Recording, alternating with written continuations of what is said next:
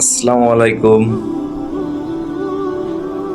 জুমা মুবারক সকলকে। আশা করি সকলে ভালো আছেন। একটা জিনিস ভাবি আর অবাক হয়ে যাই, নিজের কাছে নিজে ভেঙে পড়ি। আমাদের দিন, মাস, বছরগুলো যেন কেমন চোখের পলকে কেটে যাচ্ছে। এই তো আজকেই মনে হলো গতকালকেই তো গেল শুক্রবার। দেখতে দেখতে একটা সপ্তাহ পার হয়ে গেল, আজকে আবার শুক্রবার চলে আইছে। আসলে শুক্রবার দিনটা আসলে মনটা অনেক খারাপ হয়ে যায়। দেশে থাকলে গোসল করে, পাঞ্জাবি পরে,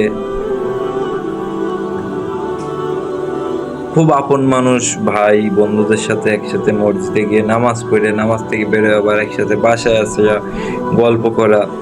আসলে এগুলো খুবই মিস করি। বহু মাস হয়ে গেছে এই শুক্রবারে জুম্মার নামাজ পড়তে যেতে পারি না, না পাঞ্জাবি পড়তে পারি। এটাও খুবই মিস করি। একটা হাদিসে আমি শুনছিলাম যে কিয়ামত যখন খুব নিকটে চলে আসবে, তখন সময় ছোট হয়ে যাবে। তো আসলে মনে হয় আমাদের সময় ছোট হয়ে গেছে। এখন যেন চোখের পলকেই দিনগুলো পার হয়ে যায়। ঘুমাই, ঘুম থেকে উঠি, দিন পার হয়ে যায়।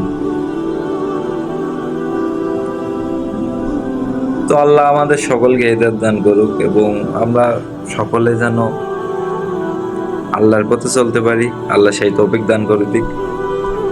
আর সৎভাবে জীবনে বেঁচে থাকতে হবে। আমাদের জীবনটা ক্ষণস্থায়ী, স্থায়ী না। একদিন আমরা সবাই মারা যাব।